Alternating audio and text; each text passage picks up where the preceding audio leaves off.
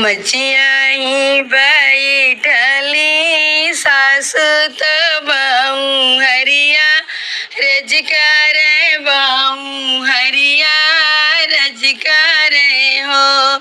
बहु हरि के तू आके माइया तू हार केहू ना तुहरे आवे केहू ना तुहरे आवई हो। अपने है बाबा के दुलारी तो भैया के पियारी तो भैया के पियारी न हो। बहु हरि माइया के फल की पुतरिया केहू ना तुहरे आवे केहू ना तुहरे आवई हो। बाबा मोर बूढ़े सासू भैले बीरन पर देसिया बीरन पर देसिया हो। सासू मैया करे हो सासू मैया करे बजर रेजवा केहू ना हमरे आवे केहू ना हमरे आवई हो। झंझकी के चढ़लिया टरिया खीरी की याना रोवे खीरी की खड़ी रोवाई हो। सखी मोरा भैया हो सखी मोरा भैया आवे पाहूँ नैया पगड़िया फहराए पगड़िया फहराए हो। सखी मोरा भैया हो सखी मोरा भैया आवे पाहूँ नैया पगड़िया फहराए पगड़िया फहराए न हो। बहरे से सासु भी तरियाई बहु हरि से रज करे बहु हरि से रज करे हो।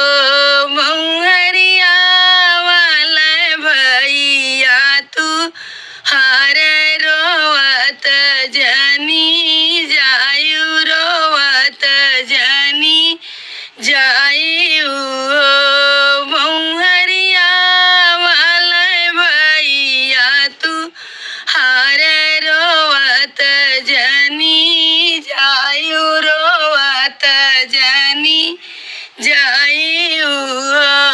भैया तेलिया लिपी रैया दाहिने जुड़े पानी दाहिने जुड़े पानी हो। सखी मुहावा से हो सखी मुहावा से बोलियो ना निकरे बहिनिया के रोए बहिनिया के रोए से हो। कि बहिनी सासु तोरी बोले ना दी ताना मारे ना दी ताना मारई हो। बहिनी कावनाई हो बहिनी कावन संकट तुहरे जियरा बहुत कई रो बहुत कई रोवाऊ हो। नहीं भैया सासु हमारी बोले ना ननदी ताना मारे ना ननदी ताना मारई हो। भैया जी आरा में हो भैया जी आरा में उठेला भी रोग बहुत कई रोयन बहुत कई रोयन हो। भरी जाल